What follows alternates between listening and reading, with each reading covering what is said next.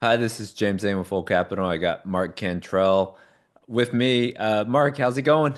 Oh, it's good. Thank you, James. Kind of hectic It's kind of hectic. So this I time of know I year. know a lot of stuff just came out, but we'll get into sort of what you're seeing on the property tax side for this year. But before we do that, just give people a little bit about yourself, and then also your firm, and then we'll jump into what you're seeing right now. Okay. Hey, thank you. Thanks for having me on. Started in the real estate brokerage business in 1984 at Marcus and Millichap. Just out of college, sold copiers for a while, and then got into the business. My brother was there, and then started my own firm in 1997, the Cantrell Company, brokerage company, still selling mainly apartment buildings. And that business did fairly well. We kind of winded it down a couple of years ago. Started the property tax business, James, in 2001. And that's what my primary focus is now. Okay, so the property tax business. So you help owners sort of fight their property taxes Yes. all over Texas, All over nationwide. Texas. All over Texas. We're in about another 20 states. We Okay. like to stay in Texas, and almost all of our business, 95% plus, is in Texas. We're all Okay. over the state. I think we're in 110 counties across Texas. So, it's no surprise the last couple years that, property values have come down, right? Rates have run Correct. up since, the Fed's been hitting on inflation or trying to to cool inflation, right? So cap rates have come up. But you sent me a couple of documents that sort of where new values have come out for 2025. And I'll let you pick it up from there. So what All right. um so maybe talk Yeah. about how these counties come up with their values, and then we can talk about what values are actually proposed here for 2025. That's kind of a good question. The appraisal districts you hear about, they have to mass appraise because there are so many properties and, they just can't look at each individual property. Okay. And so they do mass appraise. And I was just talking to one of my guys today. I go, how they come up with these values? I mean, it is kind of confusing. I know owners are not happy when they come up with increases. And, the appraisal district, they do the best they can. They try to come up with reasonable cap rates. And so we did see last year, they finally increased cap rates, very slightly. This Right. year, they increased them about another quarter of a point. Okay. And we all know that cap rates have gone up more than that in the last 18, 24 months due to the interest rates. I mean, it's crystal clear. But the appraisal district, they take a vacancy number, they take a revenue number, they get that usually from past years' information. They use ALN, different sources for their revenue. So they come up with a revenue number for a property. They come up with a vacancy that they're going to use for that improvement market area in within within the county, and then they'll take an expense ratio, and then they use a cap rate that they use for that certain class, and that is the notice value. So you can see there's a lot of variables, James, and what we do as tax consultants is we look at it and we go, hey, is the cap rate reasonable? Maybe, maybe not. Is the vacancy reasonable? Is the expense ratio reasonable? And then we attack the value based on how our experience and what the actual property operations are doing. Okay. Does that make sense? That Kind makes of. sense. So for let's say someone gets their notice, and I'm just gonna pick on let's say here in Dallas, like Dallas County, Okay. on an A class property that's brand new, they might use 5% cap rate, let's say. Right. But Correct. then for B, they maybe go up 25 basis points, and then a C another 25 basis points. Correct. So they're just pegging that NOI at a very high level and just putting a 5.5 cap on your property and calling it a day. Yeah. But then um, when you go back, what information does the owner send to you so that you can go back with some better numbers? Let's just call it Okay. that. Yeah, kind of. Well, here's what we do on every property. So we request information in January, late January, your income and expense for the prior 12 months, the Okay. 2024 year-end P&L statements. And then we get a rent roll, and then we form our income and expense model Okay. using the actual property data. And we look and see, is there anything out of line? Is the expenses, too expensive? Is too much in there in the reserves, the capital improvements, and things like that? Is the collections correct? Or, are they giving us loss to lease? You really look at every item on the income and expense model to try to determine what is realistic. And so then we come up with, this is what we think the cap rate should be for this class, and this is our income and expense number. That's our target number for the property. Now, in the last, we started the business in 2001. For the first 10 years, probably, of our business, the income and expense model, whatever that number came in at, that was the number we wanted. Right. So the Okay. notice value was one thing. We did our income and expense model. That's the number we wanted, and we would argue with the district based on, the variables that were used to determine the notice value, and we Right. would come to a compromise. Or if we're not, we go to ARB. If we don't get there, we litigate. Now, the key thing in the last 10 years, maybe the last 10 to 12 years, equal and uniform has been the best method for us to get the best reduction and minimize the increases in the taxes, because the market, as you know, has just been going up Right. like crazy. So equal and uniform has been our friend, and that's been the determinant of the value, probably 95% of all multifamily properties over the last 10 years. Now think about that. So the income and expenses, I know what they're doing. Here's the numbers. Yeah, we don't want to use that. We Okay. want to Because use equal that's and only uniform. getting you to a certain value. But Yeah, then yeah, so you want to either use that method or you yes, go equal in expense and that might get you a lower yeah, value, appraised value. yeah. So or assessed value. So on the so explain how that works then, the equal and Okay, uniform. the tax code is real clear. It's one sentence. It says if there's a conflict in value between the market value or the median value of the comparable properties appropriately adjusted, the median value takes precedent. So Okay. what that's saying, we go and look and we get 5, 7, 10 comps in that same area, and we adjust for rents. And that Okay. is our equal and uniform number. And that should be the number. That's the fair and equitable value. Right. And Okay. so some districts, they acknowledge that at the ARB process and the informal process. In some districts, like Tarrant, they go, look, it's really complicated, equal and uniform. We'll leave that for the litigation team. Here's the numbers that we're going to use, the income and expense data.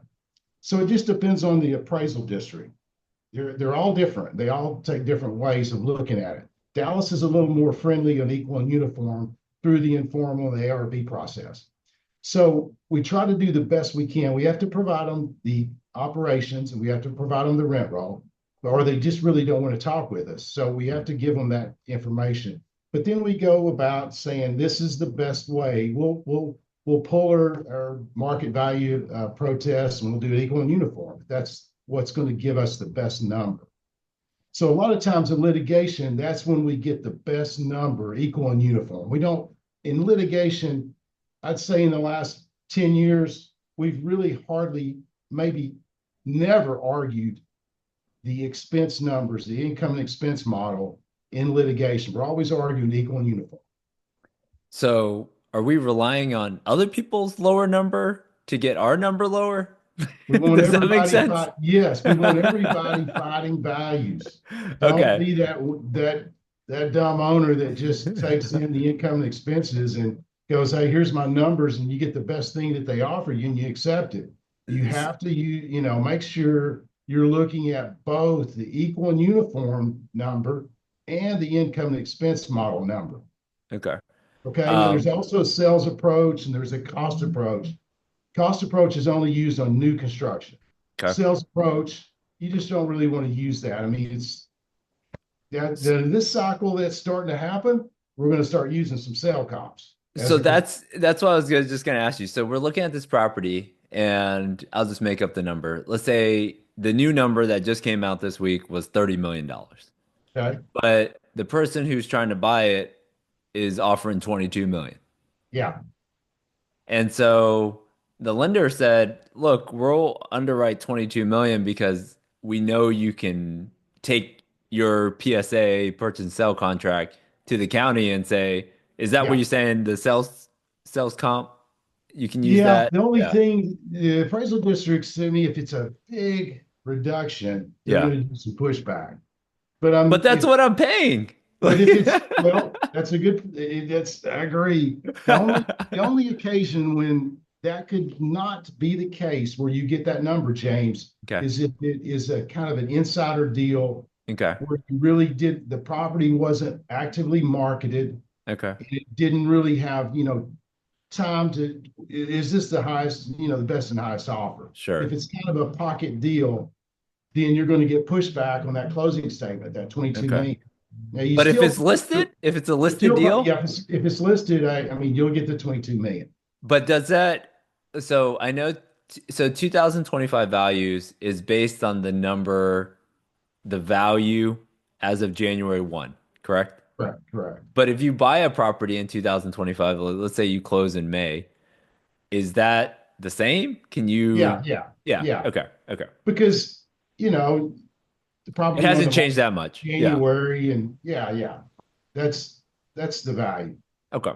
Yeah. Um, so what, I know you're still working on the analytics because it just came out, but sort of in some of the bigger markets in Texas, let's just hit sort of the Dallas ones and then we can maybe go Houston and Austin. Okay. Um, what were sort of the increases on average or median increases on a lot of these? Was it, 2 or Uh, 3% or no, was it's it? it's it's it's shocking that the notice values. I'm surprised that they're as high as they are. I thought this year they probably may be a little flatter. I still think when it's all said and done, there's going to be a lot of litigation again. Right, But when it's all said and done, I'd have to believe that the vast majority of properties, apartments across all of Texas, they're going to have a lower number than they did in 2024. okay. Yeah, Well, it's a but it's going to take some process. work then. It's going to take work. I'm going to Yeah. give you some. This is why in Dallas, the overall increase on multifamily was roughly 18%. Okay, 18%. Wow. 18% increase. Tarrant, roughly 20% increase. Now, Tarrant, it's a ratio study year over there. Every 2 years, every appraisal district in Texas gets audited. And so they have to pass or they keeping up with market value. So those every other year in that county, they're going to be a little more difficult in doing business. So just the process. Okay, James. Right. So Yeah. anyway, Tarrant 20, Denton 15%. Now that's actually low for Denton. They typically they notify 35, 40%, 50% Annual increase. annual. That's the notice. The notice. They're That's a very notice. Yeah. reasonable. They're very Yeah. reasonable. They're trying to kind of the way some of these districts do. I mean, you have to understand they're not trying to do anything unethical. They're just asking the owners, the tax consultants to come in and help them determine value. Right. Okay. That's really the way you kind of got to look at it. You can't get personal. Yeah. It's easy to get personal. I own properties. You own Yeah. properties, Yeah, and it you just feels it. get You an feel it in your increase. wallet. That's why it's personal, Yeah, like right you away. get a little bit angry. Okay, you can't do that. They're Yeah. just kind of this is they notify and they ask you to come in and help. Yeah. Okay, Denton 15, Harris 8%. Okay. Interesting. Last year Harris went down. Their values went down Mm. a little Okay. bit. I don't know what they were. They were the only county that I know of that actually had notified values. Some of them were flat and some of them were down. They didn't Yeah. increase any values. Okay, Okay. Harris 8%. Bear went flat. They're Mm. trying to kind of Bear came out last year and says, "Hey, we're going to only assess every 2 years." Now that's against the The the rules? code, Yeah. and I don't think that's going to hold up. But they said we're just going to roll value. They rolled values this year on apartments. So Harris is flat. Travis went up about 10%. Ooh, okay. Williamson went up. I don't really know the numbers yet on Williamson, but they went up a little bit too. And you know what's going on In in Austin. Yeah. rents are, falling, occupancy's falling because all the new product. New So supply. those Yeah. numbers are not going to hold up. You're going to see big reductions, I think, in Travis. I think in Barry, you're going to see some reductions. Their occupancy is terrible. Harris, you're going to see reductions. We'll get that. And then Dallas and Tarrant and Denton. I mean, Colin, I don't have Colin's numbers yet. But here's one thing that's a little bit difficult to explain to owners, and it's kind of significant, is appraisal districts seem to be always 18, 24 months behind what the real market Mm, is doing because they're trying to they react. right. So they're always kind of trailing the market. In Dallas and Colin, they've been kind of low in values on a lot of values. Mm, Tarrant, they're pretty close. They're right on top of it. Denton's pretty close, right on top of it. Travis has been all over the market, above it really almost. okay. So if even though say the increase in Dallas was 18%, and you talk to the owner and he goes, "Hey, look, my numbers are terrible. My numbers are flat. They're maybe a Right. little bit worse. Yeah, a little lower. Yeah. I'm expecting a big a big reduction, but the Reduction. supply is down a little bit, and I know cap rates are up. Right. So we go, hey, you know what? Assessment per unit is only like 95,000 a door. Yeah. Well, it's not really up to market. It's not really where you could sell it for. They're behind values.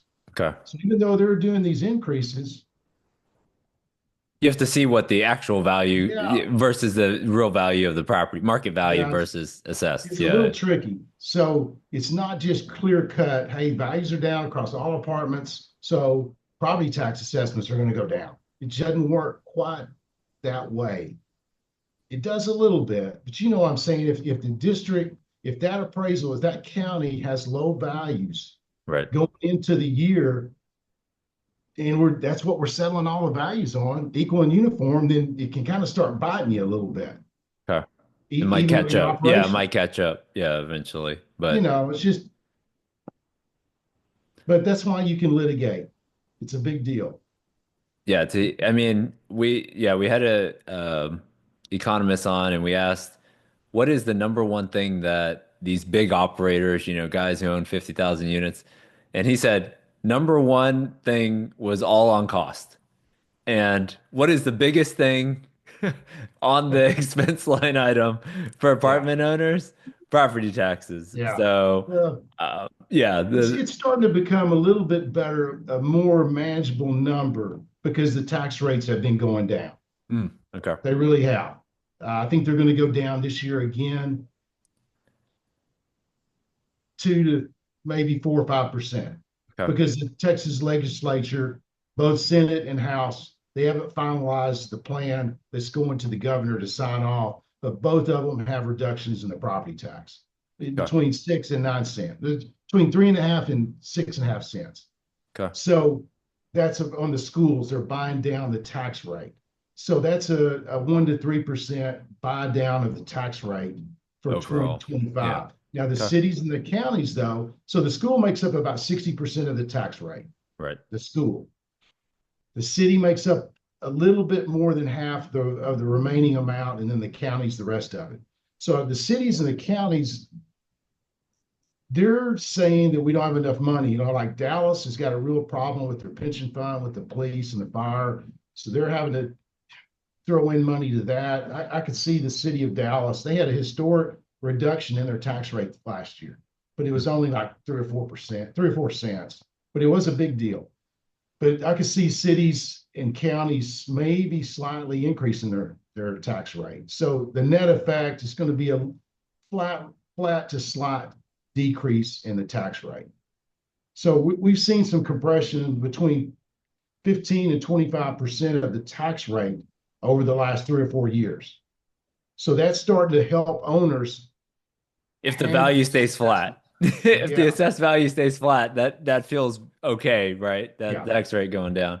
Um, So for the people out there who are getting these notices, what's the best way for people to reach out if they need help? What's the best way Okay, for them to reach out to you guys? do my email, mcantrell Okay.